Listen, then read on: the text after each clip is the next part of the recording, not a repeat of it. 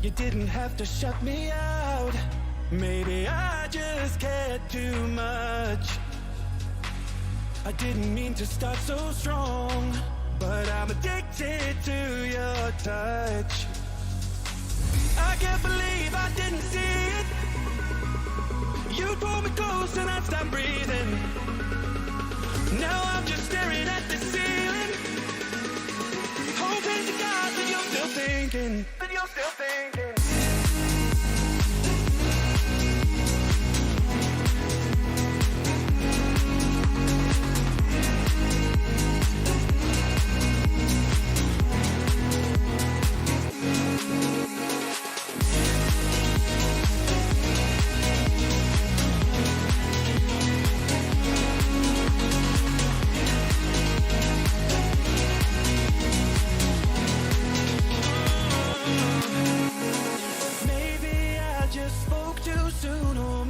Just rushed.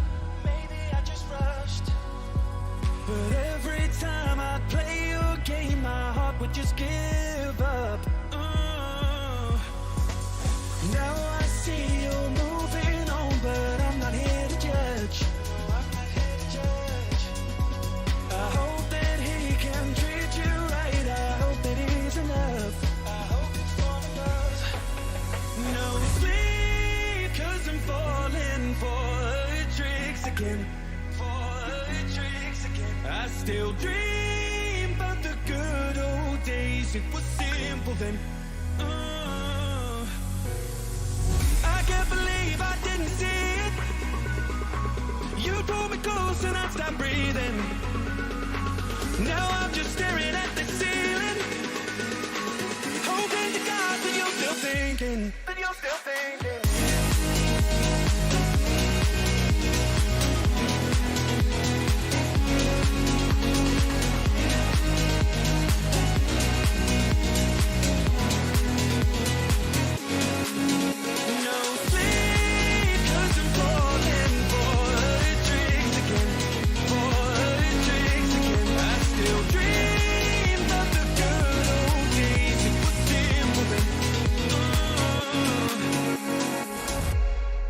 Sup? What's up, people? How are you? What's up? Hello, everyone. Let me reduce the volume of the music so you can hear me better. How are you guys? How are you? Yep, I got a haircut. How are you? Hello, Ro. Hello, Christian. So, guys, just to summarize, okay, we're gonna start really quick. What are we gonna do today? Today, well, first of all, thank you so much as always to DistroKid and iTop for sponsoring the live streams. You know, all these things. Next week probably I give iTop plugins. So if you don't want to miss them, you know what you have to do. Just subscribe and come to a live stream. It would be awesome if you could give a like right now. Okay, give some likes. And basically, what we're gonna do today is talk with JoeySuki. If you don't know him, he's an artist that was touring the world, releasing in the labels in 2010, 14, 15, something like this. Now he is not really releasing music. We're gonna talk with him because he has been with the greatest, you know, he has been in the music from the inside, he has toured the world. We're gonna talk about a lot of things, you know. This is not gonna be like an interview, it's gonna be more like a chat between two people, like a talking. I have some questions in case I forget I don't have any ideas, but yeah, basically we're gonna talk about everything. If you have some questions, you can always put them in the chat. We're gonna be reading them, you know, and replying to them and all of this. Looking fresh with a haircut, thank you.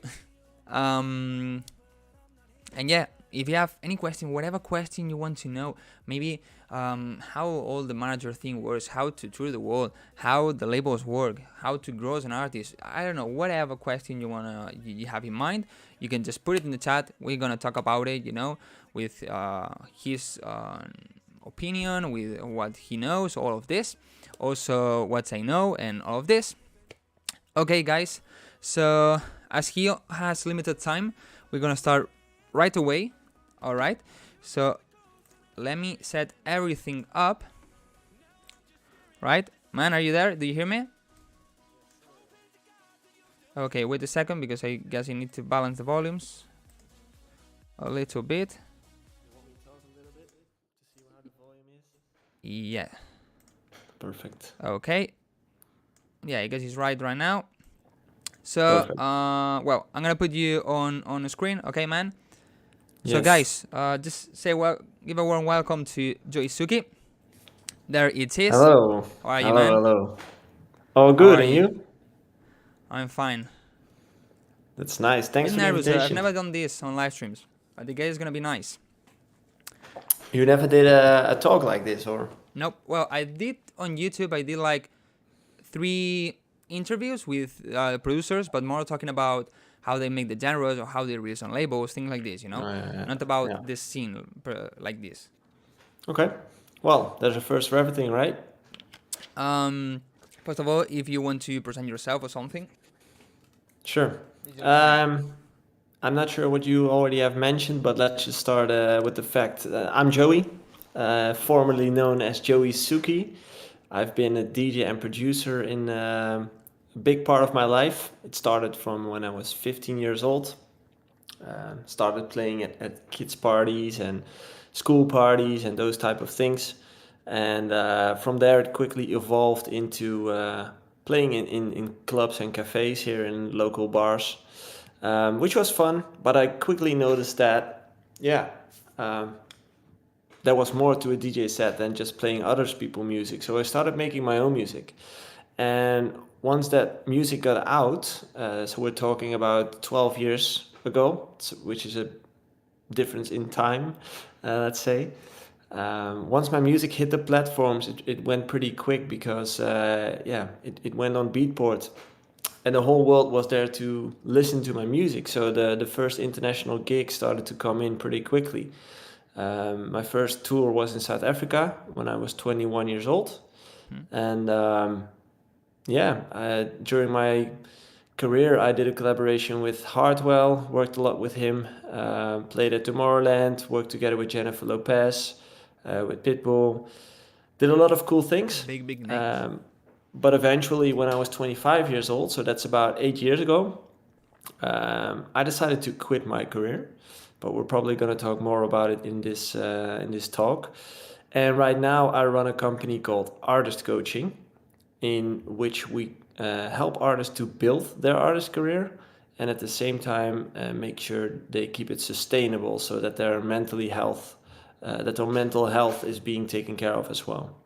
Yeah, because mental health is super important. Super important. Exactly. It's a big reason of why I decided to quit DJing and producing, because I ended up in a burnout, some sort of depression, burnout-ish.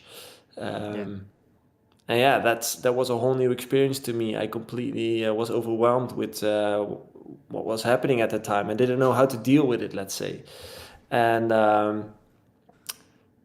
right now, 8 years later, I've read a lot of books. I listened to a lot of podcasts. I've done some schools, so I've educated myself on the whole mental health aspect. And the more I started to do that, the more I started to realize that it's super important as an artist to work on your mental health and to work on your personal growth as well.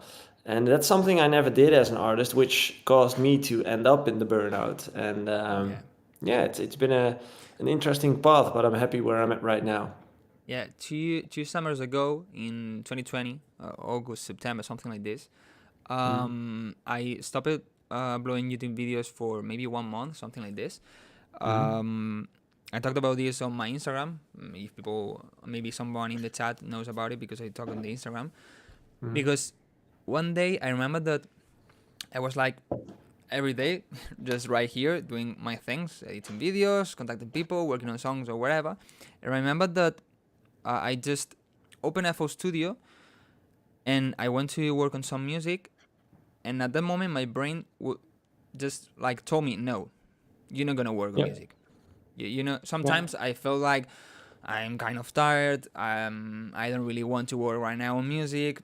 I'm lazy, whatever. But no, that moment was different. Was like, no, you're not gonna do this. I'm not gonna let you do this. You know. Yeah. So at that moment, I tried, because maybe it was just I was busy, lazy or whatever.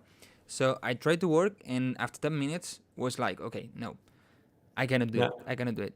And I took And like 2 weeks, I think, of complete rest. I just downloaded some video games.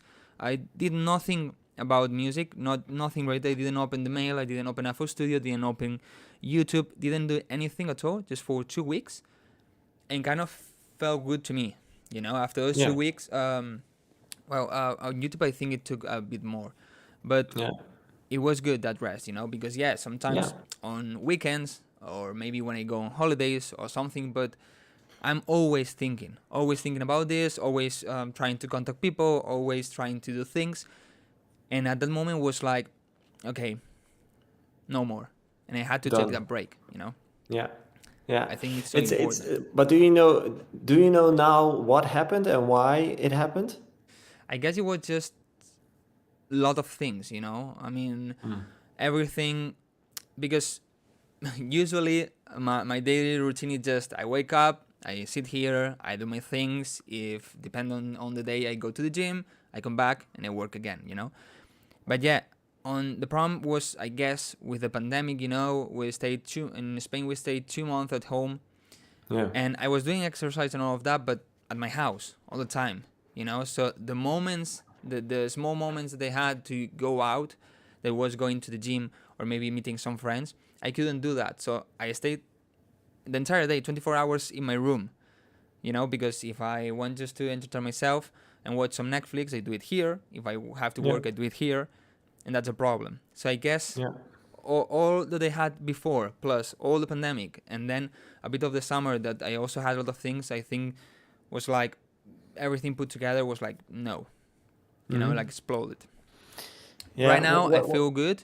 There are some days that, of course, I have more stress because of a lot of work or so, but I didn't experience that thing again, Yeah. luckily.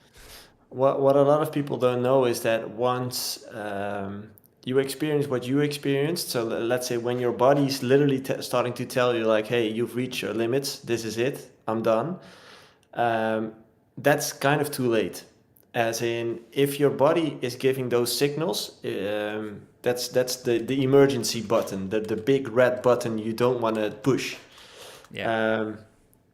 What's better is to react to your thoughts, emotions, feelings before your body needs to hit that button. So it's better to learn how to listen more closely to when you need to rest, or when you need to work out, or when you have to leave that area and go out into the woods or and have a long walk or whatever. Because if you don't do that, eventually your body will take over and it will just shut off your brain and say, you're done.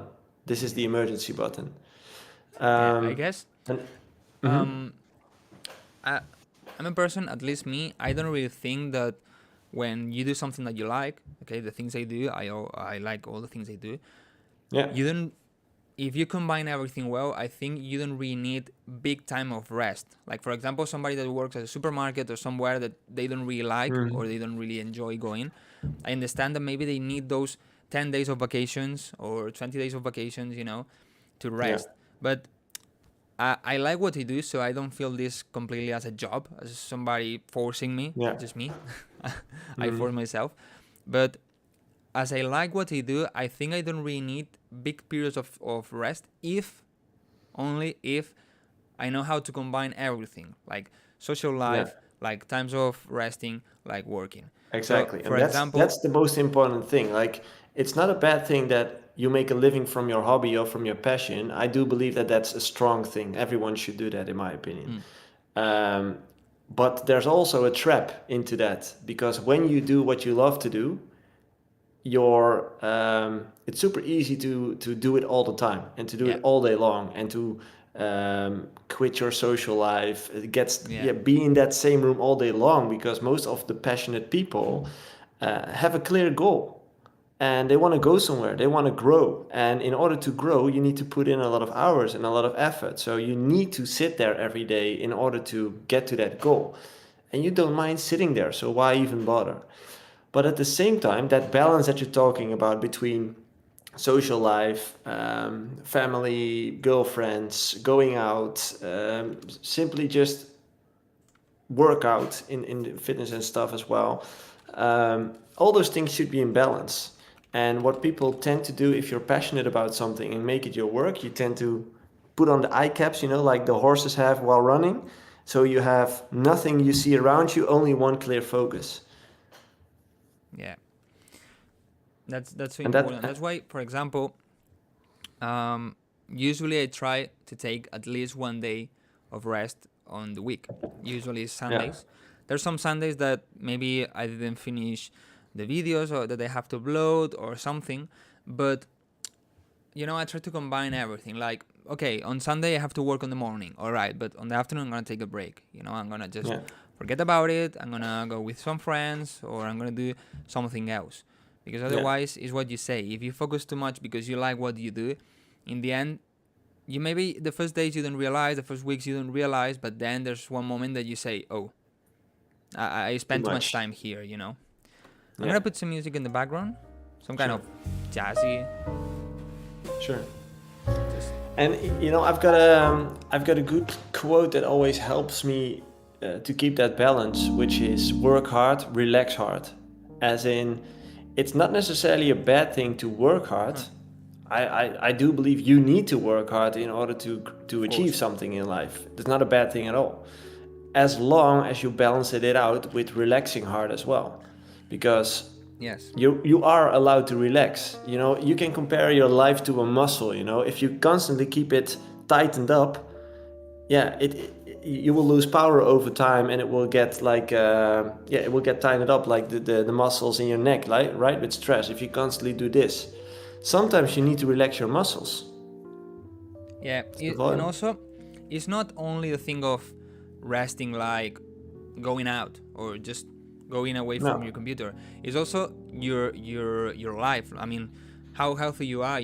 Doing exercise is so important. Sleeping a lot is so important. Eating healthy is so important, because maybe you just work a lot, you socialize a lot, but you sleep 4 hours a day. No. This is going to destroy yourself also. I mean, it's a combination of everything. Exactly. And some people, like I did, I needed to find out the hard way, as in I've worked my ass off as well for about at least 10 years in order to get to the level where I was as a DJ. But there's certainly things that I neglected as a person and never really thought about it, and just kept going and was too late with looking back and seeing what was wrong. It's, for example, Jonas Aiden. He took, like, he stopped making music some years ago because of this, because of too much stress, because of burnout. He came back, he exploded everything. He grew a lot on YouTube. He released in all the big labels. He put all the music out there. It was everywhere, killing it everywhere. But he burned out again, and he is not doing anything now again, because can happen. Mental health. And that's why that's actually the reason why I started doing artist coaching, because it's hard for people to constantly keep the overview of, hey, how am I actually doing? Where am I spending my time on? How is my energy level? Am I still happy with what I'm still doing? All those questions, it's not necessarily something people ask them on a daily basis. You don't wake up and ask yourself, am I actually happy at this point? Or should I take some days off? And what we do with artist coaching is, by sitting down every month with your coach once a month, you just take 1 hour a month to reflect on how you as a person, but also your career, is doing. And simply by doing that every month, you will be quicker if things go wrong. So you will start noticing it much more quicker if things start to go wrong. So you can adapt quicker, and you maybe won't even burn out, you won't get in depression, and you won't lose that much time. Because right now, if Jonas Eden is still again in a burnout, that's time that he cannot spend on anything. So all the time that he is not working right now is useless time, and he's losing the time. And in my opinion, the time you have on this planet is the most valuable thing you have in life. Of course. Most people think it's money, but fuck money, If you die tomorrow, what's money worth? So, exactly. In my opinion, you want to do everything in life in order to make your time worth as much as possible. Yeah, it's like what you said earlier. If when I had my kind of burnout, if that was the moment of max pressure, but if I could just some weeks earlier, I could have just controlled everything and realized about what was happening, maybe I wouldn't have that kind of burnout, and I wouldn't have lost basically a month of not doing anything. Exactly. Yeah. And that's the whole reason why I started doing this, as in when I was a DJ and when I was touring the world and stuff and releasing monthly and having all the pressures that comes with that, I wasn't doing all those things as well. Like, no one asked me those questions. I never thought about those questions. I just kept going in the airplane, playing in I don't know, Indonesia, flying back to the Netherlands, going to the States, playing 3 shows there, coming back, going into the studio, which seems normal to me at that time. But now if I look back at it, it's like, fuck, that's a crazy schedule. That's unhealthy in all kind of ways. I imagine, I don't really know the schedule you had, but I guess, I'm not sure, you don't have that heavy schedules like maybe Hardwell or Martin Garrix have. No, I guess exactly. those They have even, like maybe 10 times more and crazier exactly. ones. So I cannot imagine what happened with, well, Hardwell retired, I think 3-4 years ago. Yeah. And because of that, because that would be a fucking mess. I think he made the most brave decision that a lot of other artists should make as well. Because honestly, like, I don't get it why people become super successful, make millions of dollars, and still feel shitty. Like, if I would be in a position where you have made millions of dollars and you really don't need to do it anymore for the money, I would stop touring instantly. Like, maybe 1 show a month, maybe 2 shows a month, but that's about it. More kind of big shows. Exactly, like you start cherry picking. I'm gonna do just 1 show a month, but that show is gonna be, for example, in different countries, or maybe 2 shows a month, but big shows, like Exactly, yeah. Like maybe some kind of hip hop artist making in the US, like Drake or Travis Scott, things like this, like really big ones, like with how to say it, with the scene or the vibe of that artist, but just 1, 2 maybe, Yeah, because then you are also in a position as a brand, as an artist, you're big enough to start cherry picking and to say no to clubs and to say no to small festivals, because you're simply too big for those kind of parties. So you can easily start saying, I think Calvin Harris is also doing that, for example. He just says, I'm only gonna do 30 shows a year. So I'm gonna do Tomorrowland, I'm gonna do Coachella, I'm gonna do Ultra, I'm gonna do blah blah blah blah blah. Just the biggest venues out there, the biggest parties, and screw all the small parties, because I want to spend that time with my family, with my friends, living a life, enjoying the wealth, enjoying the success. Yes. And to me, that's a much more healthy and smarter way to spend your time on this planet. There's somebody in the chat that asked if what was the question? Here. If there's any age limit to join your coaching? No, there's no age limit, but there is a certain level where you should be in your artist career. The way how we've approached the coaching is we've divided it into 3 programs. One is the first program, which is an online academy. So you will not speak with someone in person, but there's like a lot of tutorials out there that you can use. We have tutorials from Bassjackers, for example, from Jay Hardway. I've done a lot of tutorials there as well. So that's like the online environment. That's for beginners, because I think you can learn a lot from those videos, and you don't need us in order to learn how to make music, for example. Then the second package comes in, the middle package, which is the package where we focus on making the transfer from hobby to work.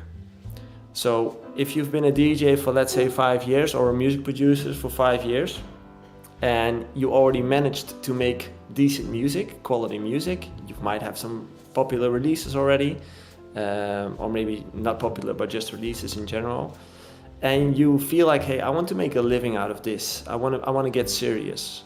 That's where we come in and help you to build your career. So that's where you get the one-on-one personal coaching. If you manage to make a career out of your music, you go into the third package, which is the mental package, the professional package. So that's for artists who tour the world, are already successful, and those we help to remain mentally healthy. Yeah, so basically it's like how first how to make music, the first steps, then how to live out of this, and then how to control your mind with this. Okay. Yeah, exactly. Nice. Those are the three things that we've divided it in, because for beginners, I think it's much too expensive for beginners to talk to a personal coach, because there's so many good YouTube videos out there and other tutorials in our academy that can already provide the value for free or maybe $10 a month. Yeah. And if I look back at my career in the time that I started making music, I didn't have tutorials. I needed to find out all by myself, and I managed. So why shouldn't you? Yeah. Like Bassjackers is also a coach at us, and Jay Hardway, and same story for them. When they started making music, there were no tutorials. There wasn't YouTube. They all managed to learn those things by themselves. When I started, it was already difficult to find tutorials, and it was way later than you. I mean, so I can't imagine when you started how hard it could be. Nowadays, there's a bunch of tutorials about everything, about crazy. Every style, about every genre, and you can just watch, learn, and practice. Yeah, exactly. So that's why we divided it into those three packages, because we think those are the three stages that every artist is going through. You start off with a hobby as a passion, and you want to learn how to make music. That's one.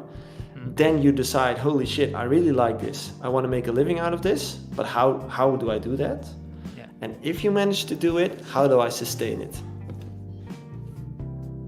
Yeah. There was something that you said that is on the second one, like how to make a live out of this.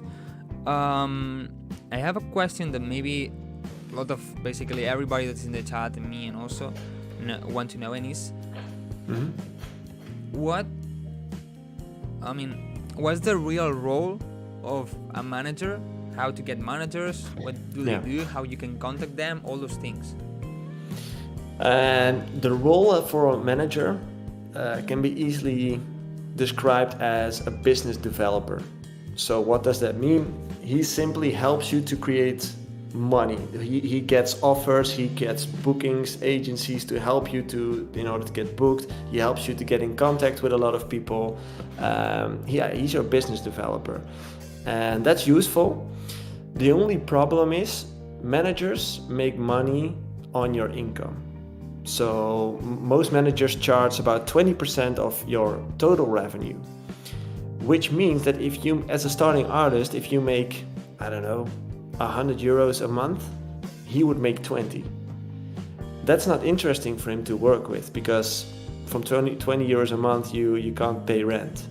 Yeah. So the problem with managers is they are mostly interested to work with artists who already make a decent living, and that they can help with that. Sometimes you have managers who are interested in working with talents, who they are willing to invest their time in hope that they will recoup that later on. Yeah. But it's difficult. So as an artist, the first goal you have is make sure you become important enough for people to not ignore you anymore. Does that answer your question? Yes, but what do you think is good to maybe go yourself and contact a manager, or wait for them? Wait, because if you contact a manager, 9 out of 10 times it won't be the manager you want to have, because the manager that will get back to you, because 90% won't even reply, and the manager that will reply is not the one that you are going to want, because the reason why he's coming back to you is mostly because they have time enough and they're not good enough. It's best to just wait until they come to you.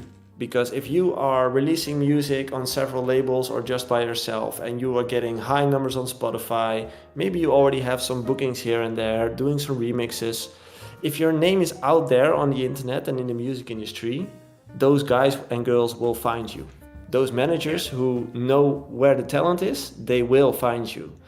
And if they come to you, you have all the leverage in the conversation. Yeah, of course. It's like, if you contact the manager, maybe they say, yeah, okay, I'm gonna take 30%. If I say no, I just want 20 for you, they just say no and goodbye. If they come to you and they say, hey, I'm gonna take your 30% of what you make, as they come to me, I can say no. If you want to work with me, you're gonna get 20 or you're gonna get less, or the way I want. Yeah, that's exactly the thing. You have the control of the situation. You have the control of the conversation. That's one thing, and the second thing is, when they come to you, you know for sure that they believe in you, that they believe that there's money to be made in you. Otherwise, they don't want to work with you. Yeah. Also, you need to be careful, because I received some mails of people like managers. You know, like, hey, I'm gonna make you big, blah, blah, blah. You need to do a bit of research, because then you realize they don't work with anybody, or they work with sometimes I think one time I don't know if I got more, but remember one time that I got a brand that told me that they were managers, they could do blah, blah, blah, all those things. I went to their website, I saw the roster, and I saw some artists. But all of those artists were extremely small, really small, you know? And it's like, okay, you manage these artists, but I don't want to sound rude or something, but nobody knows this artist, you know? Yeah. So it's like, I think I can do better just by myself, or get the same things and I get all the money. Yeah. And I don't have any legal problems with you or things like this, you know? So I just prefer to keep it by myself, at least for now. Of course. I would keep it with yourself and do it yourself for as long as possible, because to be honest, a manager is useful at a really late stage in your career. Yeah, when there's not a lot of managers that are able to add value in an early stage of a career. It's like when you cannot control it, you need the manager, right? Like you have way too many things to control, way too many people to reply, all those things. Yeah, that could be a reason, but at the same time, if you can find a manager that is really able to open up a lot of doors for you, then he could come on board in a pretty early stage, because a big part of becoming successful in the music industry is getting access to a certain network, getting access to labels, getting access. Like, if you have a manager who knows a lot of people, that can really, really benefit you. So that could be a reason to get someone on board pretty quickly. Yeah. Do you think that is something related with something that one guy asked on chat? Somebody asked if when a label checks the demo, if they only check the demo or they also check your socials and all these things. And also, kind of related to this thing, do you really think there's some kind of, how to say, like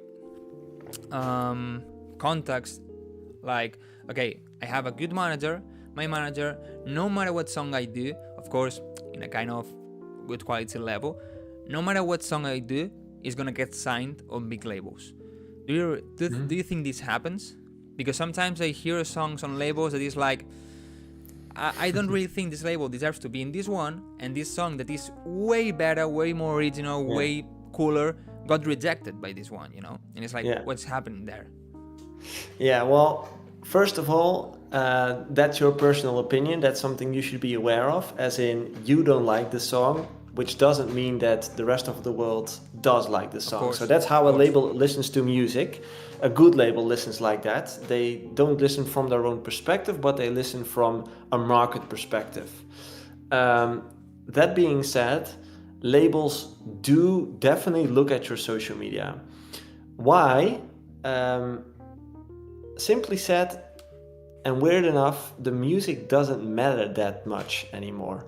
Because if you make the best music out there, but you don't have an audience, then it's pretty hard to sell that music. And if there's something that a label is super interested in, it's selling music. So the bigger your audience is, the easier it is for a label to sell the music.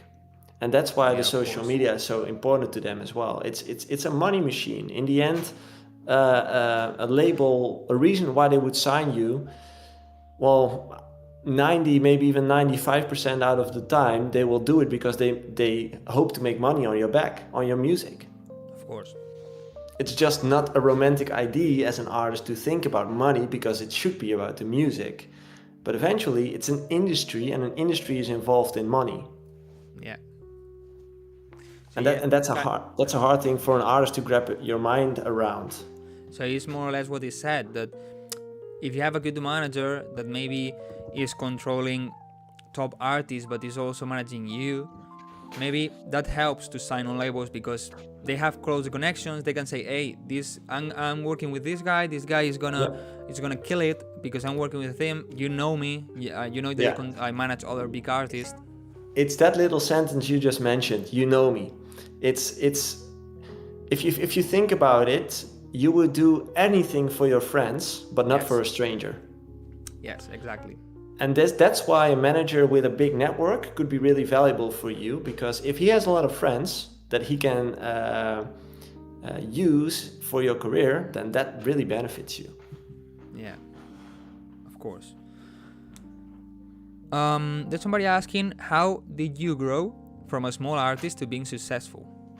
Yeah. Also, I had a question like, when was the moment that you said, wow, this is gonna work, you know? That specific moment happened when I came back from South Africa for the first time.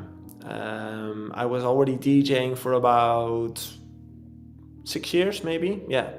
And then after 6 years, I had my first international tour in South Africa.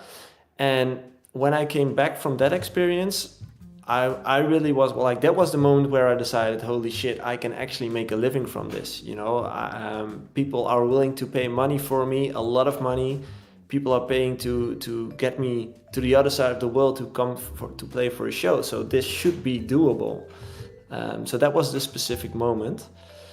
To answer the question of how I became successful, one, putting in a lot of hours, like a lot of hours in the studio, as you mentioned, you're doing with your YouTube channel right now. Sit in the studio almost every day, make tons of music, and keep evolving. That's rule number one. Number two is social media. I was, well, let's say lucky, as in when I started building my career, social media kind of came around the corner. So Facebook kind of got started when Facebook became a thing when I started building my career. So it was super easy to get followers on Facebook. Yes. So for example, if I released a song on a label, on Spin-In for example, and if Spin-In posted something about me, I instantly got like 1,000-2,000 followers extra. Yeah. It's like with Instagram. Instagram was like this some years ago. Like if somebody mentioned you, wow. But nowadays, no. Exactly. So I was lucky to be in that first part. And exactly at that time, I also started releasing on bigger labels. So Sony, Spin-In, Revealed, a lot of other labels, Defected as well, Tool Room as well. So all those labels started mentioning my name and started posting stuff about me. And at the same time, I was also working together with Hartwell, which also posted about me. And I still remember this one time when my collaboration with Hartwell got released. So he posted quite a few times about me. Every time he posted about me, 5,000 followers came in. So I had 5,000 was more that time than now. Exactly. So I had about 80,000 followers pretty quickly. And going back to the part which I was talking about before, like having a big following is important as an artist because it's valuable. That's why I became valuable, because I had a lot of followers on social media. Right now in the music industry, content and building a brand is a must. You know, it's kind of next to music, building a brand and posting a lot of content is a must. At that time, not a lot of DJs were doing that. They didn't have a social media planning. They didn't post that much content. Yes. I did. I decided to post content daily. because I noticed like, hey, if I post content, people will see my name, people will listen to my music, people will start to get a better connection with me, they start to get to know me better, and that will help me, that will benefit me eventually. And that really, amplified my career and put me into the picture of bigger labels, bigger events, those type of things. But the first tour that you did on South Africa, how did you got those gigs? Did you have a manager at that time, or you contact all those places? That tour happened because I released songs on Sneakers Music, which was the start of Spinnin' actually. So I'm not sure if it was the same label, but I think it was the first they started Sneakers Music, and from Sneakers Music Spinnin' Records came. So really way back in time. It was one of the biggest house labels here in the Netherlands at that time. All the big names were releasing on it, including me. I was a new talent at that time, the new kid around the block. And simply because I released on the most popular label, a label from South Africa wanted to license those songs and combine a tour with that. So re-release my songs in South Africa, and at the same time do, I believe it was 3 or 4 gigs to promote that song in South Africa. That's how I ended up there. All right. That's cool. So let me see if I have, because I think we talked basically everything that I thought, you know.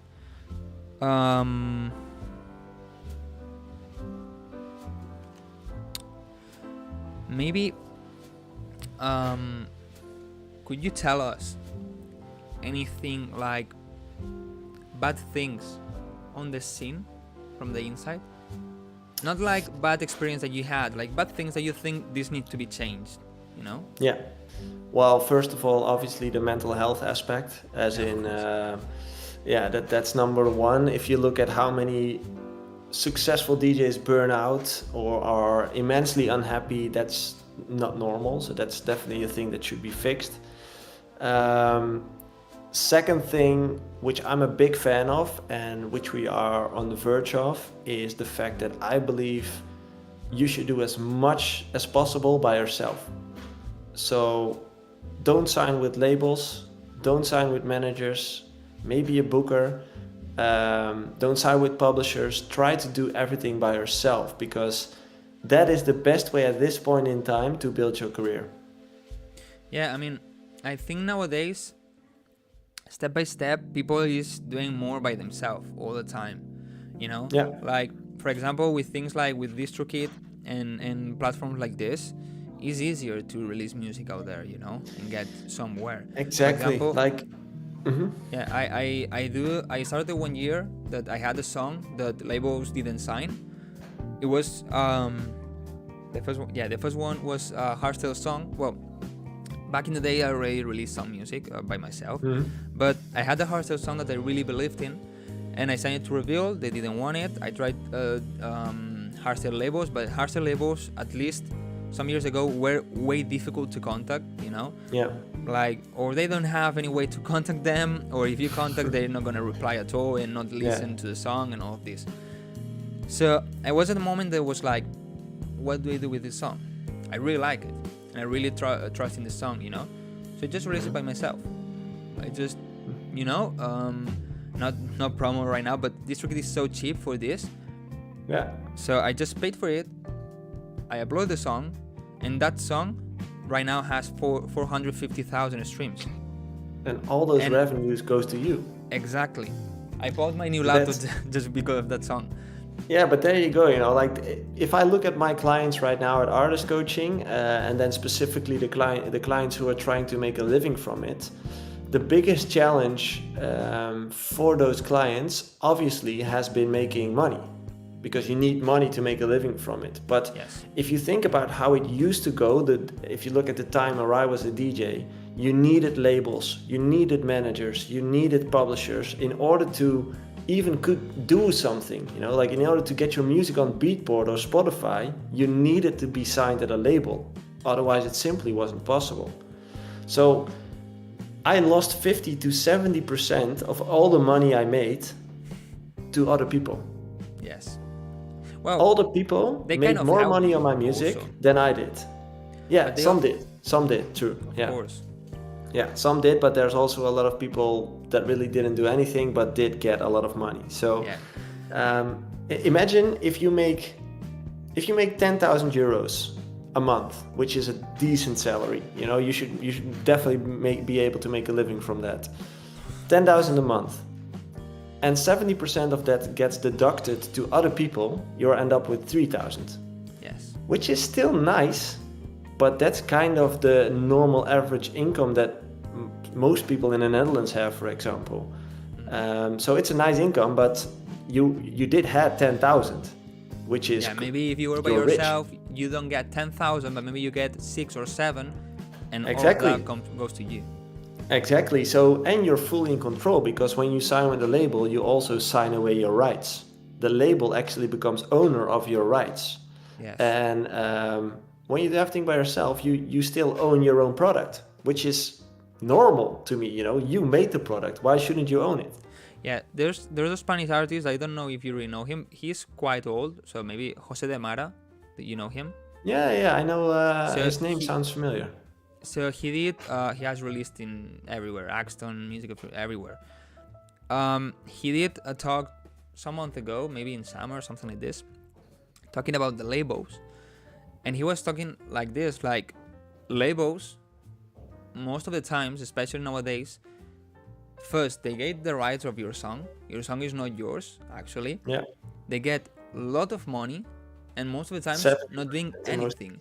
Sometimes he was talking, he didn't really say the names of those. You maybe can imagine if you know where he released and so. Yeah. But he said some labels like maybe took 1,000, 2,000 euros for promotion, and the promotion was nothing, no promotion. Yeah. Maybe putting a couple of their videos Instagram, they make. Yeah, maybe putting a post in their Instagram, and maybe in their Spotify playlists that are not promoted and don't give any streams. And it's like 2,000 euros for this. You're just scamming me, you know? I mean, it's not really working with it. Yeah, let me tell you this. If you want to get signed to a label, because if you follow me on social media, I've been yelling about this for 3 years now, saying that labels will die eventually. Right now, it's kind of happening. Most labels are not useful anymore. So I'm not saying all labels are useful, because there still are labels that will be able to add value to your release or to your music. If you get the option to get signed to a label, you need to watch 3 things. 1, the distribution, because that's what a label should do, but nowadays you can do that by yourself. So they should release your music to Spotify, Apple Music, Beatport, those type of things. But honestly, you can do that by yourself, right? 2 is marketing.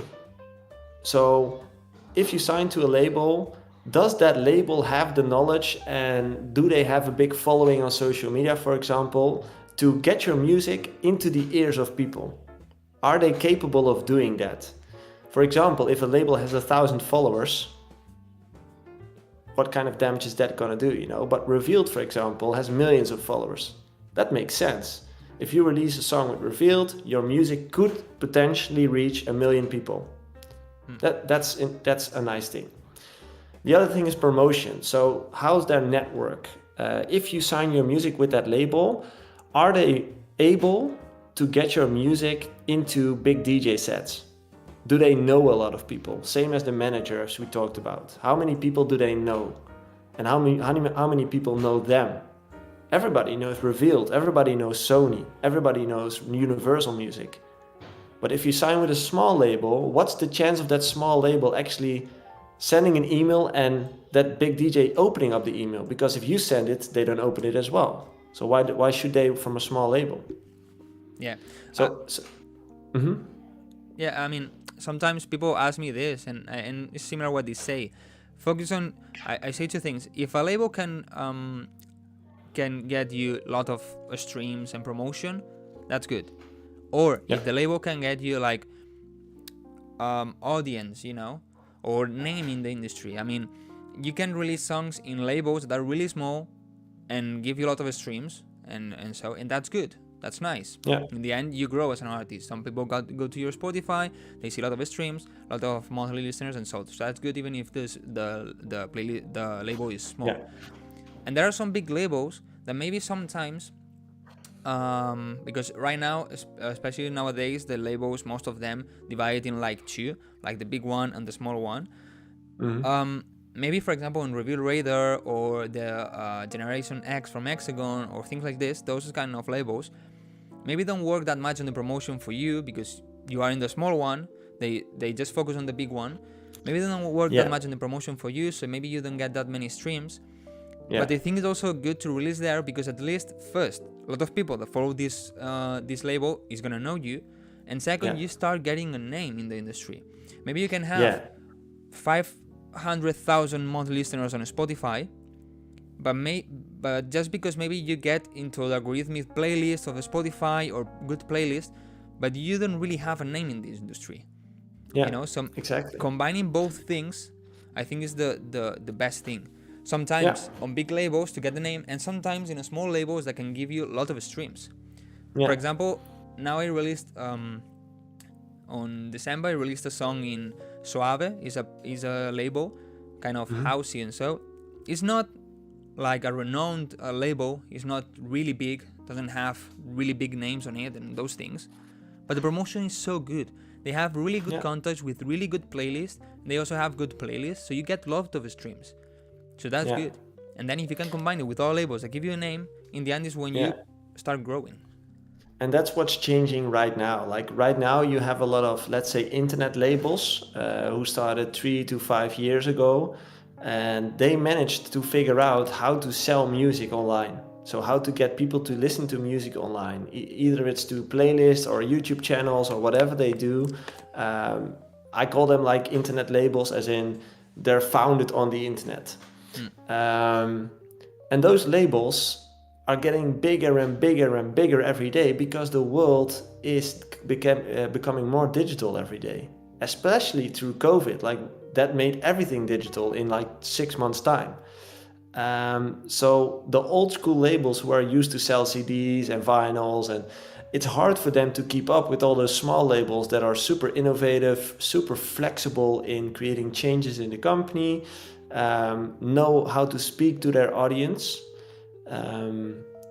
create a shitload of content instead of the bigger labels. So yeah, that's where I see value. You know, I would prefer much more to release at like an internet label who has a big impact than at a Sony and maybe not get even promoted at all. Yeah, it's like, for example, NCS, No Copyright Sounds, is a good example of that. They started with a YouTube channel. That YouTube channel started to grow. At one moment, it was like the first type I said that giving a lot of streams, a lot of plays. Now they also have like renown, you know, like you release there, you grow. You're a better artist if you release there. But they also have the good part of a lot of promotion, you know. And they started like this, like maybe one guy at his bedroom making YouTube videos, just like this. Yeah. The thing, but maybe think it's like, about. Tell me. Think about future house music, for example. It's the same thing. They started with YouTube. Right now, it's an empire. Yes. And that all happened in about, I think, 8 years, because I remember going to South Korea with one of the founders 4 years ago. And at that time, it was doing well, but it wasn't that big. Look at where they are right now. Yeah. Like Trap Nation is the same thing. Trap Nation is also extremely big and for the same thing. Yeah, exactly. I think all of this is like what you said earlier, like how you grow on Facebook, because the people wasn't really focusing on that and you focused on that. I think everything is like taking advantage of the new things. Yeah. For example, these labels, NCS, Trap Nation or Future House Music, they are really big now because they started uploading YouTube videos back then, like 2012, 2011, maybe something like this, and they really worked hard for it. So what happens that at that moment there weren't really a lot of YouTube channels uploading music. Now in 2015, 16, there were a lot more. Yeah. But now the only ones that keep are those big ones that focused at the right moment, the right time. Yeah, And it's Exactly. what you said. True. You grow because you focused on Facebook when it started, not too Yeah. late. So everything is like this. So Yeah. I think everybody needs to understand or be like know everything that's coming out and thinking, is this really gonna work or not? For example, some TikTok. I mean, Yeah. first before it was Musical.ly, it wasn't really a thing. TikTok came, started to grow, like kind of meh, just people dancing. But then Yeah. with the pandemic, Boom. skyrocket. There's everything in there, from tutorials, Yeah. people dancing, going through news. There's everything. And the I people think that that's took the advantage at that moment is the people that nowadays is big. Exactly. I think that's a life lesson in general, you know, not necessarily for music in specific, but it's the ones who are able to adapt that survive, because the world keeps constantly changing. And if you don't know how to adapt, or if you aren't willing to adapt, then you're just gonna die slowly but steady. And that's with most labels right now. Most of the labels didn't want to adapt 5 years ago, and now they notice the streams are going, nobody wants to sign with them because everyone wants to sign with the labels that did evolve. Yes. And it's a life lesson in general. You need to evolve, you need to adapt in order to stay relevant and to grow in life. It's like, maybe, I'm not really sure how it's gonna go, but nowadays with NFTs, people is saying like music is gonna go with NFTs, all of that. Maybe, Yep. I don't really think like going like this, because right now the music that has sold with NFT, just one person can have that song. So I don't really see future in this way. But maybe kind it's of different. music will go with NFTs in a way that is kind of similar to now, but in a different way. So maybe it's good to start paying attention to that, to really know Yeah. what's happening, and maybe when is the right time, you know it because you're there. To be honest, I've started another company a year ago in NFTs. And if 9 out of 10 talks that I have with clients right now is about NFTs, because I am a big believer of that, and I do think it's going to change a lot in the music industry and in the world itself. But for this talk, the music industry in specific, one of the examples that I want to give is last week, the rapper Nas sold one of his songs, and you could buy a piece of the royalties. So that means that you could buy, let's say, 0.01% of the royalties for $50. So You if you got an bought, NFT of a part of the royalties. yeah, because an NFT is nothing more than just a contract that says I own this. Yeah. I own this part of that song. And you could connect a JPEG to it, a JPEG, but it's essentially it's all about the contract. What does it say? What are you owner of? Because an NFT, the technology itself is about digital ownership. So you can connect anything to a contract like that. You can connect a JPEG to it, music, royalty rights, your house, your car, everything. So what they did is they sold 50% of the revenues, of the royalties, to the fan base. Because for someone who is a fan of Nas, for example, how cool is it to literally be part of his music? Because you earn, the more he earns, the more you earn. So you get an option to kind of invest into your favorite artist and enjoy the profits from it. But Because now you this get song money. is released somewhere. You Yeah, can it's listen to released it on- on Spotify and so. Yeah, it's publicly available. It's from it's available to everyone. Yeah, so but the streams. it was NFT of the royalties only, not NFT of the song. Yeah, exactly. If you would sell the NFT from the song itself, then it would become a bit, well, not more complicated, but then you would just become the owner of the song, which means that you are able to do whatever you want with the song. Yeah, it's what You can happened with release Kings it. of Leon. Hmm? I think it was Kings of Leon. I think it was they sold an album in NFT, but I Okay, don't could see a be. future on that because it just the person that bought the album has the album, but nobody else. Yeah, it happened with not NFTs, but it happened with, what was that? I think it was Cypress Hill, who sold the one album there was only one copy of the album, and they sold it for the highest bidder. I think it was a couple of million, I don't know. But the person who bought it, I believe he never put it out online, so no one could listen to. Yeah. Just for him. So it depends on what your strategy is, but I'm just trying to say that NFTs is a lot more than just putting your music out there and having someone else to be owner of it. It's a lot more complicated, and for you, but also for the people who are watching right now, this week I started doing a newsletter. It's free. You can subscribe yourself on the Artist Coaching website, and if you subscribe to it, you will receive an email every week, including the latest updates around NFTs and music. Because I think this is going to revolutionize the music industry. I will probably subscribe because I'm really interested in that. As I said, I don't really think it's good the way of just selling the song as an NFT because only one person can listen to it. But like maybe there's an evolution or how you said selling the royalties, things like this. Yeah. I see more future in that, you know. Yeah. Actually, and that's just one. I'm gonna share your website because I didn't do it. It's artistcoaching.nl. Yeah. I'm gonna share it and on then, the chat so people can go. Perfect. And if you wanna subscribe to that newsletter, it's /smartest. Okay. But it's also on the website. There was a question by a person in the chat that I saw, but we were talking, so I didn't want to interrupt.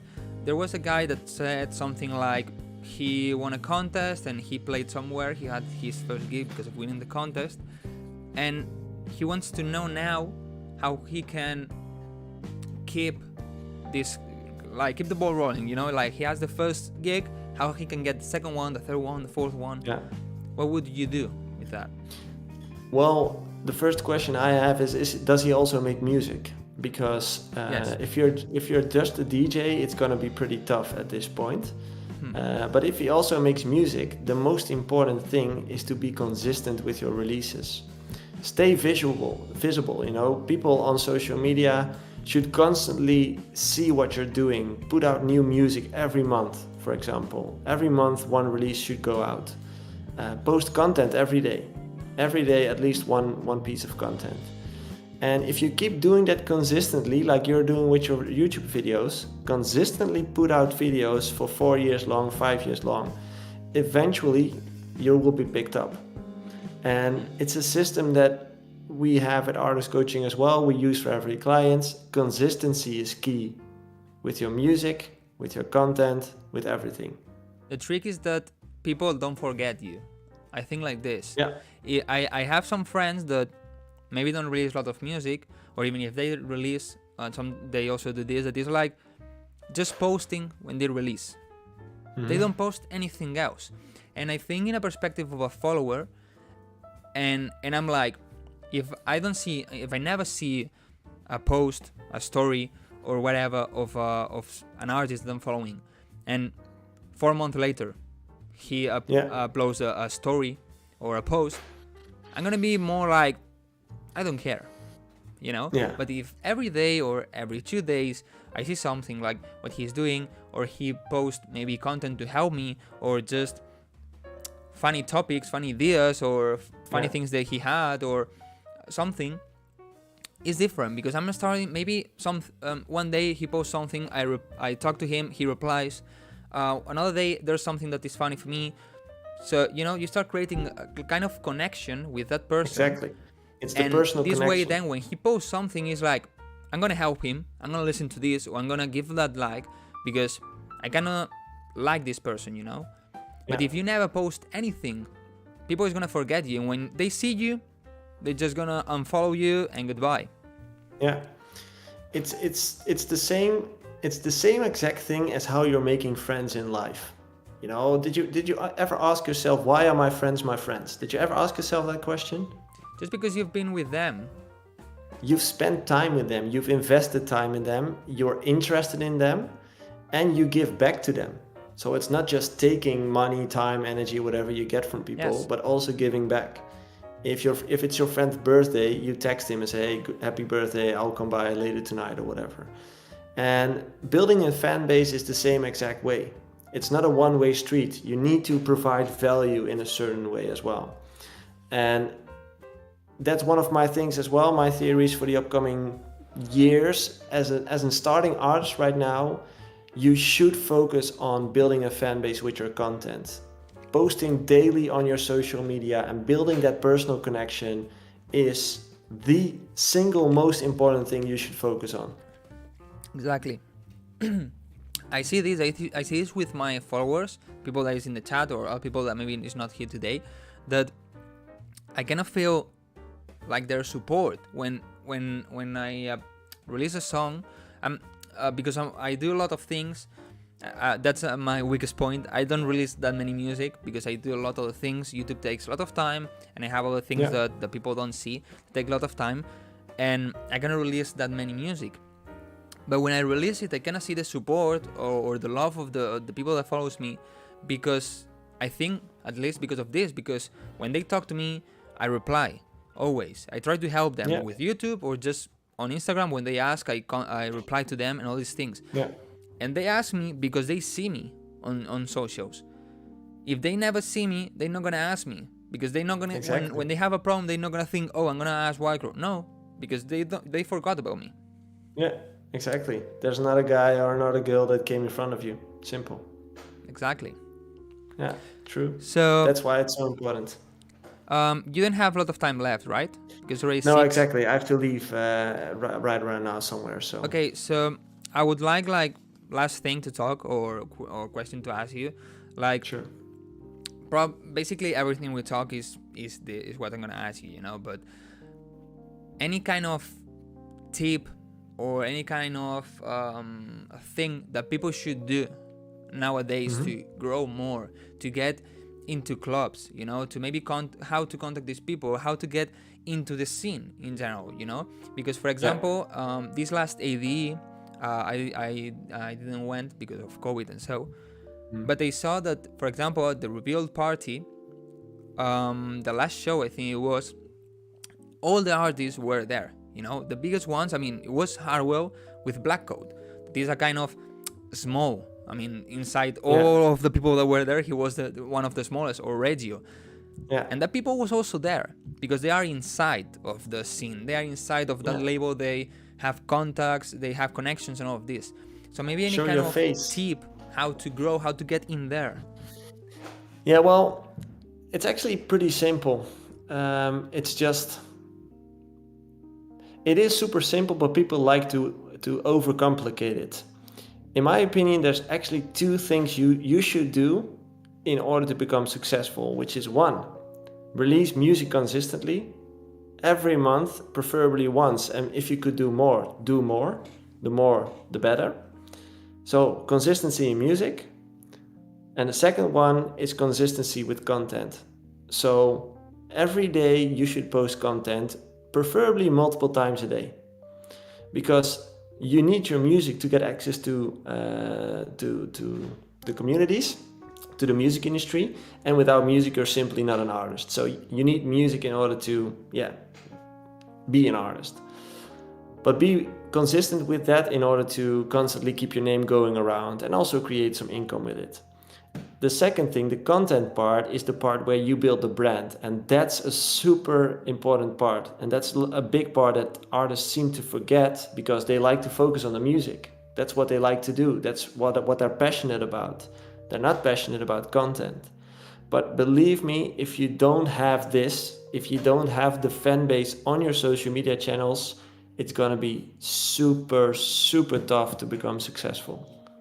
Maybe if you don't have the contact, you need to be really good on making music. Even if you're the best producer out there, if you don't have social media skills or content, I'm gonna give you a small chance of winning. Yeah, I mean, of course, social media and creating content is not only, maybe people is thinking when we talk about content, is like production content or helping others content, but it's not like this. It's just creating content, maybe photo of what you have been, stories of what you're eating. If you have an idea to help somebody else, maybe just this kind of a post, maybe on the chat, on the caption of the post, you can say something to help them, or maybe a post of a story. I'm doing this. Look how it's done, or how I did this song. Just creating the content, but this not always need to be like tutorials. No, content is more about showing who you are as a person. So what do you like? What do you do? How do you think? Like, what kind of thoughts do you have? What kind of quotes do you like? Do you watch football? Do you watch basketball? Do you watch Formula One? Like, I want to get to know you as a person. Yeah, like so showing the person that is behind the artist. Exactly, the person, the human behind the artist. That's what you should show. Yeah. So, man, if you have to leave, it's time. Guys on the chat, don't worry, I'm not gonna end the live stream. We're gonna talk more, or maybe give feedback or something, okay? But he has to leave. So I just can say thank you for this chat. I've been so comfortable. I think we talked really important things and really good content, you know. Nothing else. Thank you so much for being here today and for accepting this talk with me. Sure. Thank you so much for the invite, man. And let's do it again in a couple of months or something. Yeah, maybe. Sure. For this year, I'm planning to bring people to the channel. You know, next week probably there's coming one artist, but in that case, it's gonna be for checking songs. You know, but I'm trying to like this bring different people that can give different things. Nice. Just checking the song, or people like you to talk about the scene. Maybe one day I can bring somebody that is more a sound designer, maybe, and he can tell us how to sound design. I don't know. Just bring people to make it different every live stream, you know? Smart move. Share your knowledge. It's important. So thank you so much, man. Thank you too, guys. Hopefully don't forget to follow him on soon. the socials. Up there you have the social of him, and also from the artist coaching, and nothing else. Thank you so much, man, for being here. All right. Thanks, man. And have a good evening. We stay in touch. Right. Ciao.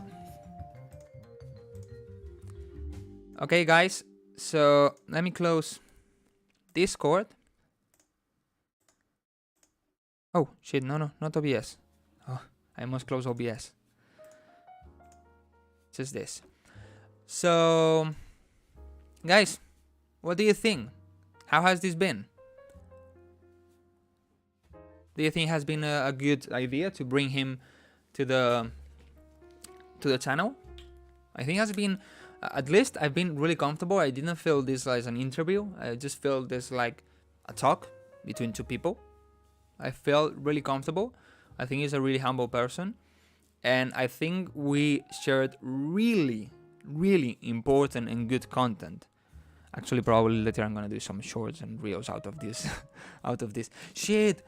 I wanted to record the live stream. I can download it for YouTube, but it has less quality. I'm stupid. So well, today wasn't gonna be a feedback live stream. Maybe you can talk a bit more, you know, like Q&A. Talk about things. Maybe keep asking things. Really good time, great content. Thanks so much. It motivates me a lot. So happy that you like, guys. So happy you like. As I said, well, you could go and follow him, you know, on socials. Really good content. And as you see, he has been pretty big. He has been in there, you know. It's not like he was an artist that released some music in some labels. No, he has been there. He toured the world. He has been with Harlow in the studio, working with him, with the big labels. So he knows what's talking about. And actually, I know about him back then when he was releasing music. And then one day I discovered his new company, the artist coaching. And actually, I almost paid for it, but I didn't have the money at that time. And then I just didn't do it. But why do you choose crow to your logo? Because I'm Wildcrow, so my logo is a crow.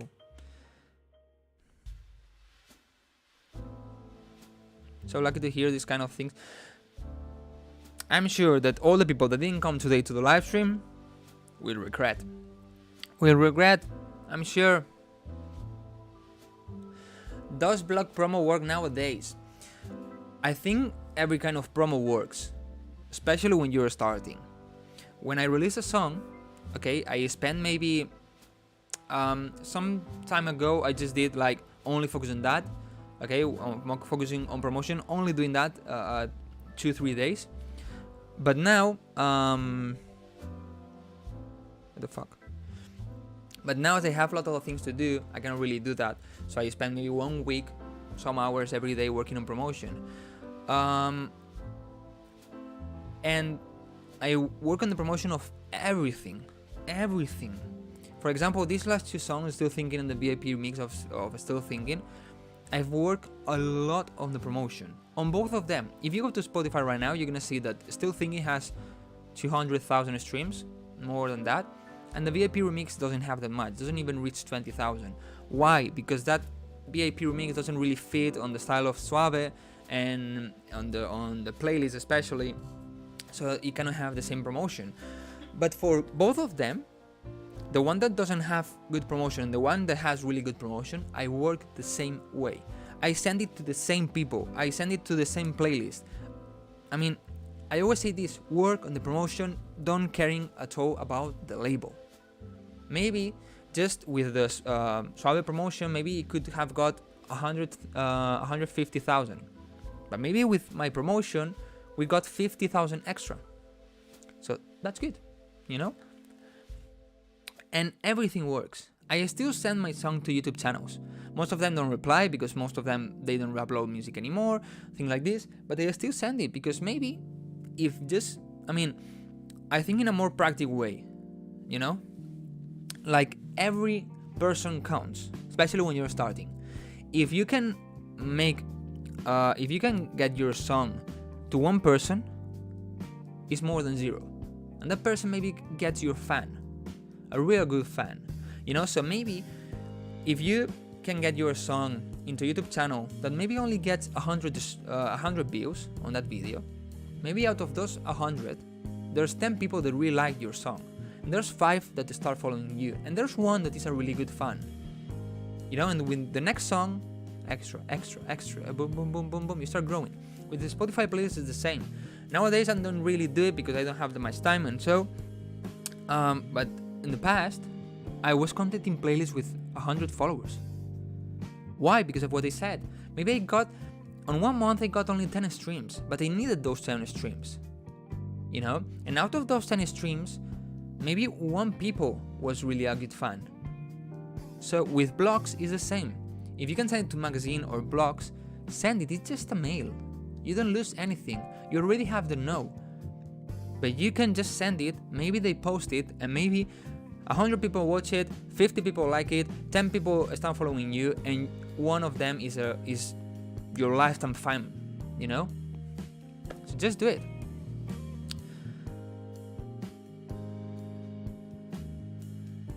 It's gonna be so good content to do regularly. Yeah, for example, next week there's an artist coming.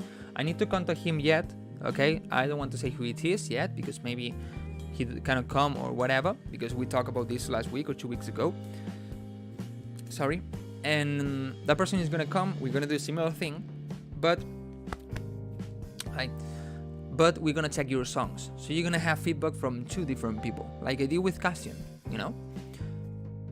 What promotion website can I promote myself? I don't really trust in promotion websites, because the good ones are We Rave You, EDM.com, and those ones maybe for a song, just for a post, maybe it's 500 euros. That's a lot of money. Okay? So the ones that are kind of good price, most of them are super fake. Sometimes I get mails of websites like this, like, hey, promote here your music, $50, $30, and you're gonna get a lot of streams. I check it. Maybe the music is so loud now. I don't know. It got louder, right? Or is it me? I hope the music was not so loud during the video. It was okay? His voice with the music, I think it was okay, right? I hope so. But well, I get some mails and I check them. I do a research. Okay, who they are, let's check their socials. If they have an Instagram, how many followers? 10,000 followers. Okay, how many likes? 100 likes. 100 likes, 10,000 followers. That looks kind of fake. Look at the playlist. All their playlists have 20,000, around 20,000 followers. All of them.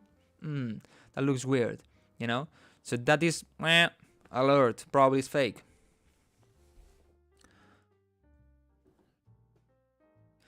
Can I manage other the music production, such like video editing? What? I don't understand you. It's October late. The promotion team was very helpful. My song is in one place right now. Congrats, man. Congrats. Let's keep working. Let's keep sending to the playlist.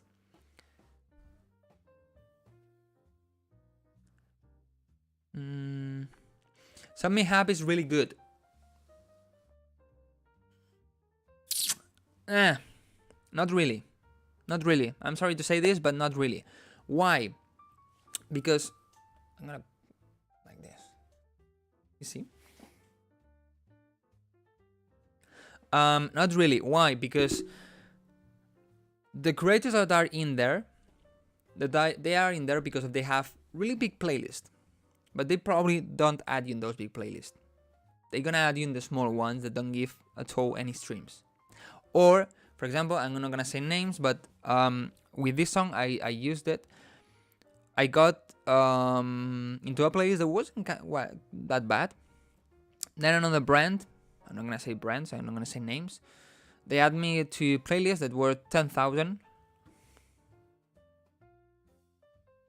Sorry.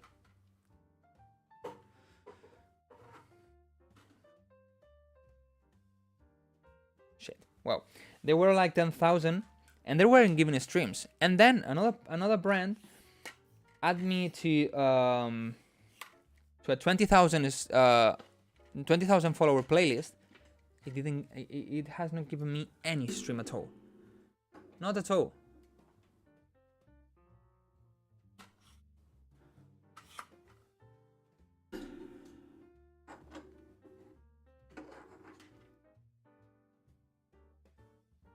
Oh, now I don't see. Sorry guys, the flashlight died. It's because I recorded today a video. And now all of this, the battery. So dark, but well.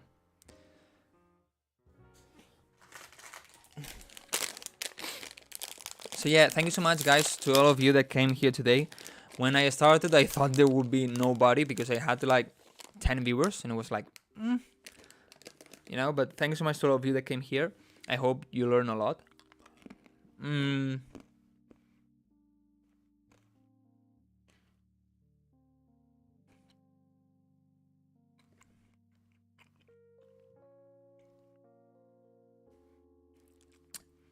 Tomorrow I'm gonna release a new short that I think you're gonna love.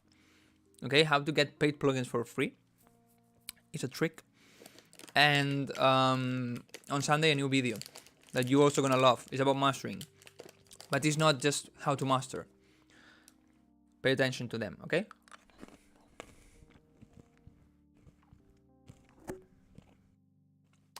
ASMR.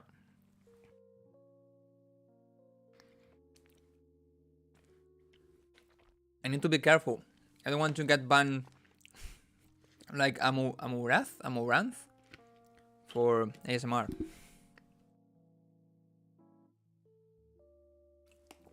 Just crack.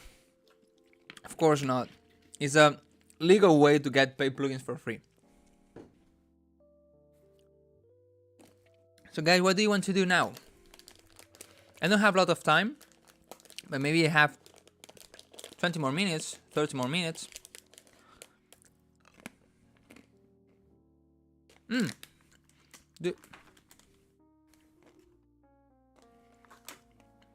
Do you want me to show you a song I'm working on? I'm not sure about it. I just was testing a new genre. So maybe you can tell me what do you think. Or you can just sit here and eat this zero chocolate almonds. You know, no sugar.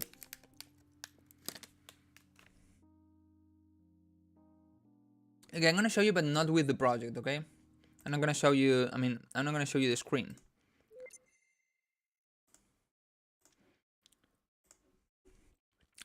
It was going to be a collab, but that person kind of, we delayed, that person changed the style. So it's not anymore a collab. So I don't really know what to do with it. And trying different things. But I'm not really sure. I think I need to work more on it. On the melody, on the rhythm and so on.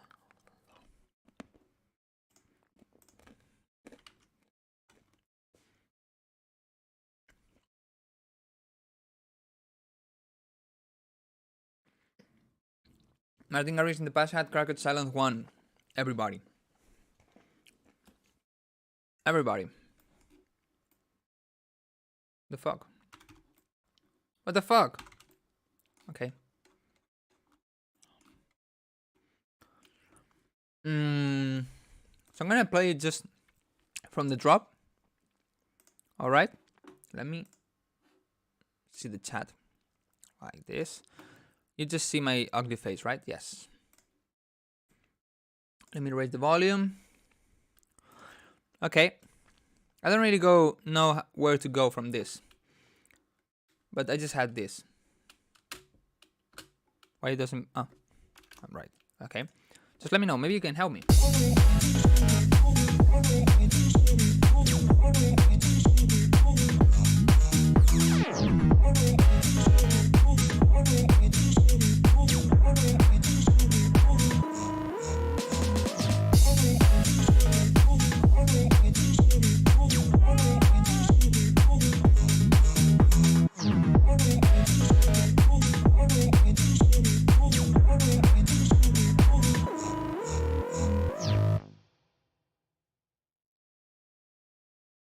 What do you think? I'm not sure about it.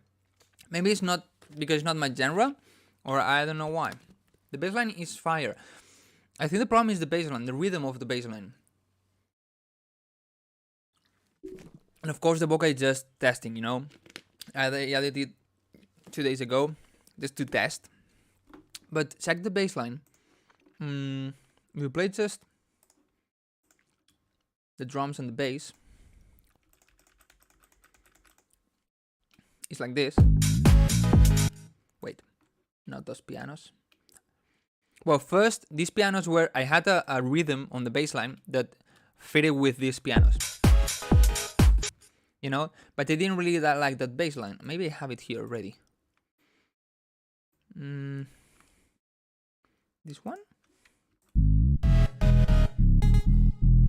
Yeah, I had this one that fitted better with these pianos. Wait, sidechain.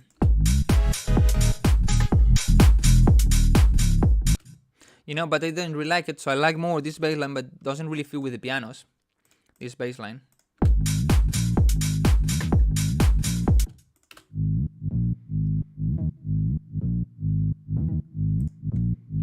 That opened the filter at the end.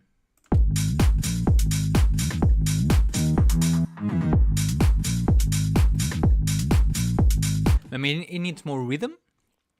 Maybe more stop sound.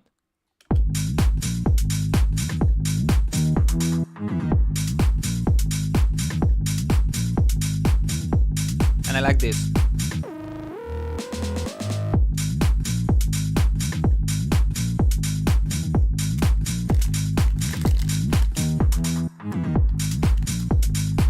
But I'm trying this kind of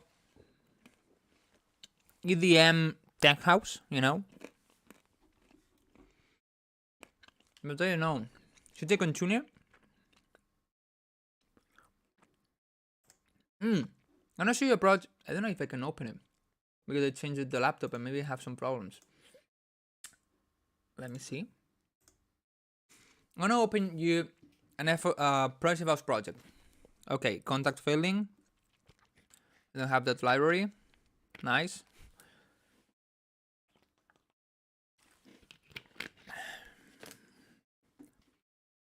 You're gonna help me because I'm not sure. This one is pretty old, maybe 2020 or 2019 even. Maybe I can see it now. But I'm not sure if I should continue. 2019. September 2019. I think.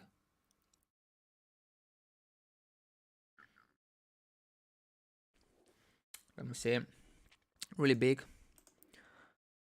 Okay. Let's go. By the way, guys, yesterday I uploaded the reels. And 2 days ago I also uploaded the reels. And you could go and like it. And those things, you know. Maybe you don't really understand the reel I uploaded yesterday. Maybe you don't really understand. Wait. Maybe you don't really understand this one. Okay. But this guy is one of the biggest streamers in Spanish talking community, and he won two years this year, 2021 and 2020, the best streamer of the world, the prize of it, you know. Okay, so I have this idea. Maybe there's some sounds missing. There's a contact missing, but I'm not sure what's contact doing. Let me see really quick. Okay, piano. Are you really telling me the main piano? Uh-huh. But they have it. Maybe I delete. Maybe I delete it. Shit. Well, I'm gonna add just for now an addictive keys, so maybe at least we have a piano, you know.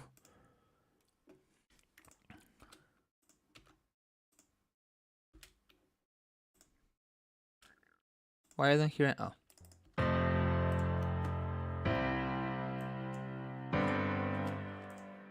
Okay. I don't want to show you the screen again, but let me know what you think of this idea. I'm gonna put the vocal. The vocal is just a reference vocal that I fucking love.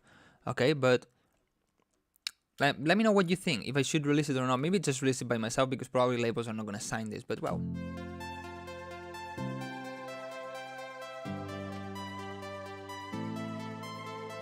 Every time we fall, the floor we hit feels harder. The war we fight is tough, but all of it's for love. Imagine this. When everything is gone, and all that's left are dreams. When every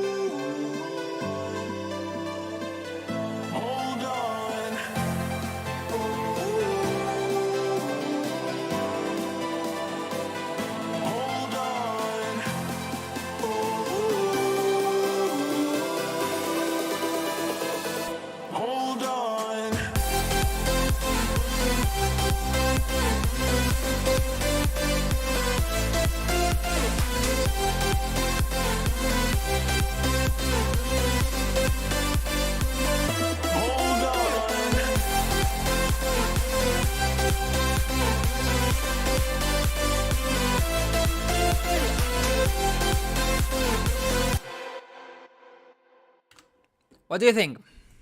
What should I do? Thank you so much, Clanarex, for those $10, man. Thank you so much. They're not taking feedback. There's a cat outside. Looking at me. It's so scary.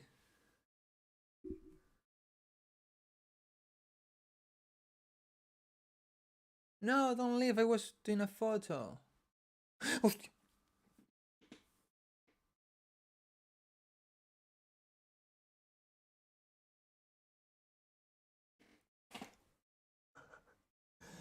There was a cat outside because I have my terrace there. And I was doing a photo. He left, but he came. I didn't see him coming. And all of a sudden was here at my window. So yeah, Claranex, thank you so much for Claranex. Thank you so much for $10. But man, I'm not taking songs today. But thank you so much.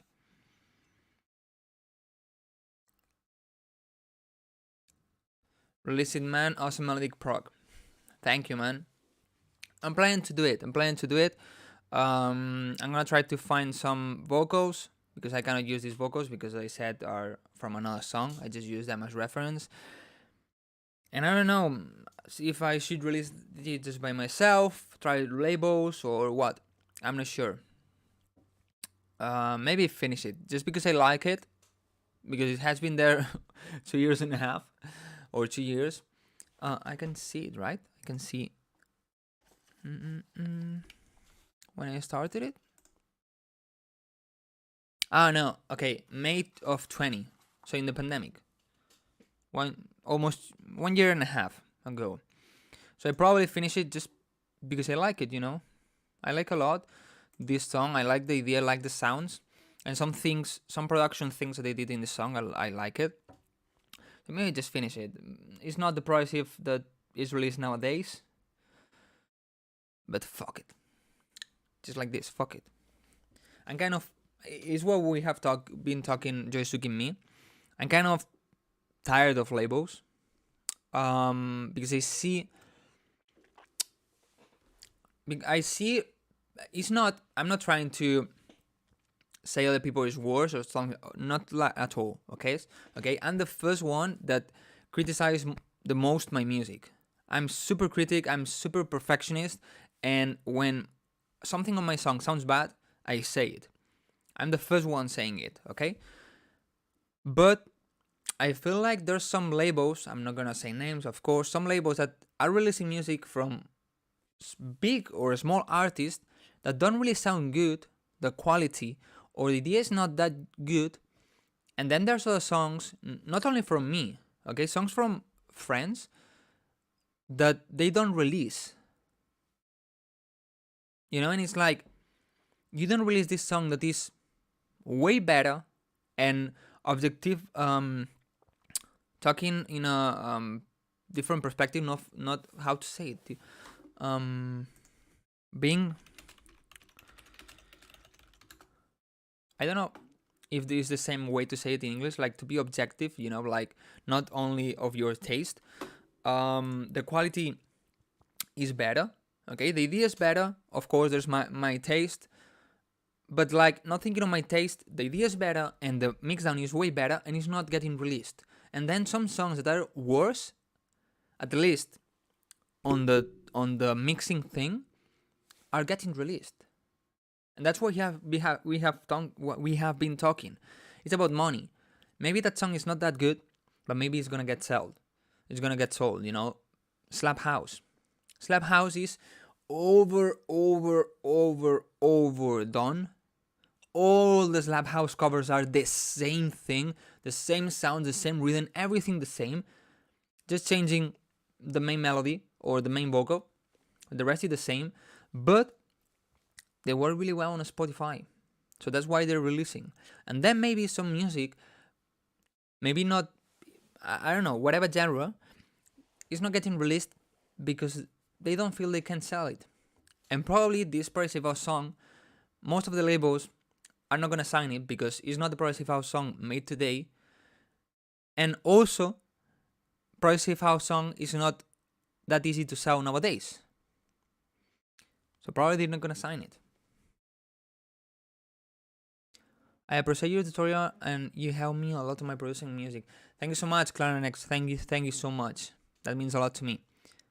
The bad thing is that YouTube takes a lot of that money, but well, I cannot do that. I cannot do anything against that. These typical Wildcrow sounds, the leads, bass. Yeah, of course, is my style. It fits to me, of course. That's I'm not saying that.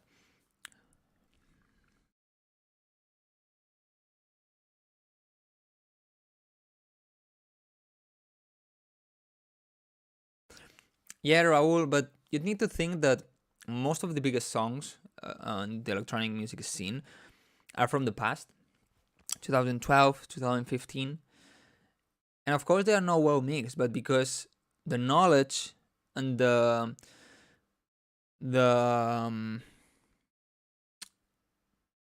software they had wasn't that good as nowadays. Also, the reference songs. At that moment, maybe whatever song, that song, what was the name? Like,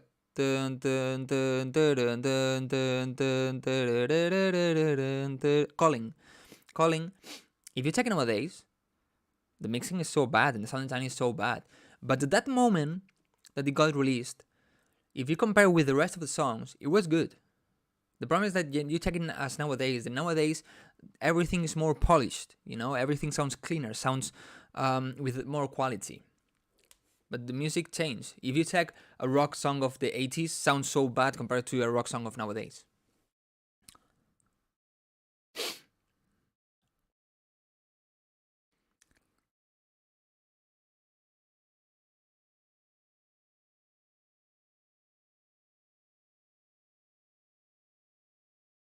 No, Raul, I also focus a lot on the quality. Focus way too much on the quality. But because I think that in my situation and your situation, a part of making a good song, you need to have a good mixing. Maybe there's people that is way bigger than us. They have good connections, they have good audience, good fan base, and they don't really need to have the perfect mix. But you need the perfect mix, and I need the perfect mix. Well, guys, I'm not gonna delay this more. You know, I want to edit the video of tomorrow, the short. It would be awesome if you could go and check it tomorrow. You know, I think you're gonna love it. I'm trying to focus a lot this year, more than last year, on YouTube. YouTube is a really difficult thing. You know, it's what it is. I'm gonna be honest with you, I'm not getting the results I want, or the results I think I should get. But I'm trying, of course. I'm trying as much as possible. But the only way that I can grow is with you. If you don't watch my videos, I don't grow. I'm not trying to be like, please watch my videos, otherwise I'm gonna stop. No, do whatever you want to do. But it's also my work to release good videos. But yeah, I'm gonna try to focus a lot this year, you know, and doing this kind of live streams with other people to try to bring new people, so you don't only see my face. We do different things. This way, it's different. It's more entertaining, you know. And what else I was going to say? I don't know. I asked you on Instagram. 100% of the replies was a yes. If you wanted me to make a video about how much money I made last year. I'm not sure about making that video, okay? Because I don't think it's that much.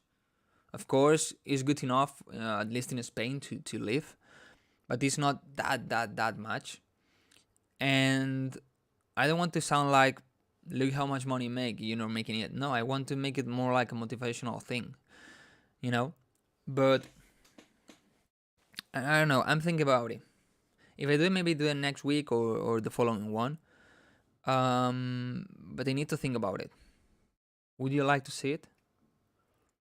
I probably would like to. I think a problem on YouTube is this, that people don't show the things. In the music, people don't show the things, the stats. They don't show them. Just the plays on Spotify, nothing else. But, for example, to say one name, you know, I'm not anything against him. Just to say a name. Well, not gonna say names. If one artist is releasing in biggest labels, like releasing on Revealed, on Musical Freedom, on Hexagon, all of that, and they just show you the stats of, look, I'm gonna release here, and these are the streams I got. They just show this. I think it would be cool for everybody, you know, that they could show, like, look,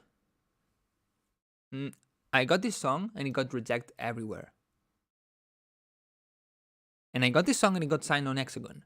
But this one got rejected everywhere. And this one too, and this one too. You know, like telling us, hey, I released on Hexagon, on main Hexagon, and on Revealed main. But they got 10 songs rejected. These are the songs that got rejected. I think that would be so good and so healthy for the scene. You know, showing the truth on the scene. Because, for example, you check other scenes. I listen to a lot of music, you know. And for example, I listen to a lot. Probably the genre that I listen to the most is Spanish rap. And in Spain, the rappers just do the things by themselves. All of them do the things by themselves. Well, most of them. Not labels, no anything. So, if they want to release a song, they just release it, you know? And, for example, in rock, something like this, when we don't talk about people like super top artists, okay? They also release the music they want. They make an album or singles and they release it. But in the EDM scene, it's not really like this. At least for now, it's changing a little bit, but not like this at all. So I think it will be super healthy for the scene and for everybody that people show more the fails they have. You know, the moments they don't release the music because the labels are not getting the song signed. You know, and hey, I'm releasing this song by myself because labels didn't want it, and there's not a problem. As I said earlier, my song Evolution is a hardest song that they sent to Revealed. They rejected that song. And honestly, I think it's one of my best songs, Evolution. I think it's pretty unique, interesting things going on, and the sound is good. Probably nowadays I will get a cleaner sound, but at the moment I think is really good. Hardstyle labels weren't even listening to my song, not replying. They weren't listening to my song, so I just released it by myself. And I've always said, I released that song by myself because labels didn't sign it. Not because I wanted to release it by myself, no, because labels didn't sign it. And I think it's super healthy to say these things. This happens. And the big artists should say it also. Hey, I released 10 songs this year. All of them in big labels. But I've made 20. The other 10 are just deleted. Or sold in Ghost Productions. Or whatever. I think that would be super nice. And super cool. But, you know, the scene is a big fake, and everybody wants to show only the good things, only the good stats. I just say it. Look, the VIP mix of Still Thinking is not going that good. 19,000 in 20 days. It's not bad, but it's not that good. If you check the original, 228,000. They also check the bad things, you know. I don't know.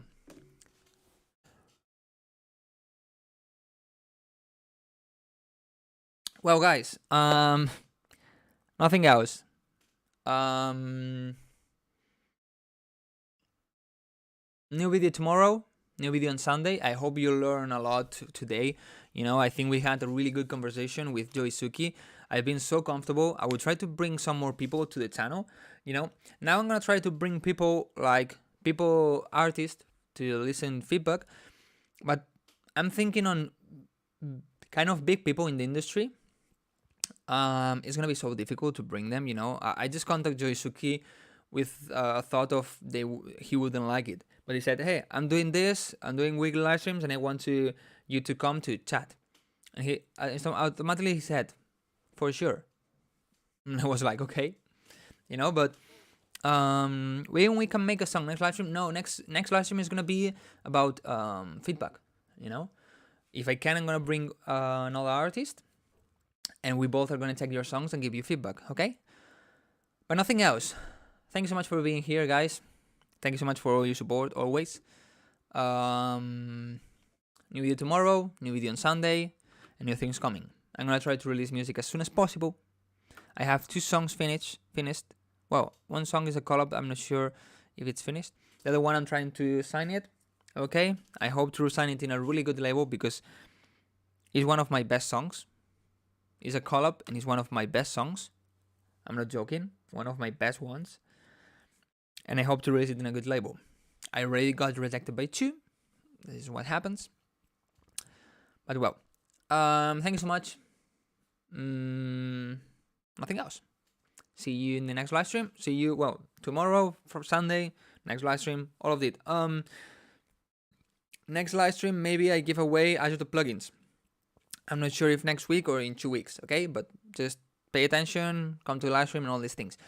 Thank you so much for being here, guys. Thanks so much always for your support. If you didn't give a like, you could give a like, you know. Likes is what helps the algorithm to show it to everybody and all of this. This way I can grow, and the more I grow, the more I want to make more videos. If I just see the YouTube channel is going down, I'm not saying I'm gonna stop. Yeah, you know, I don't want to feel you bad for not giving likes, but you know what I mean. Thank you so much, guys. Nothing else. I'm tired of talking.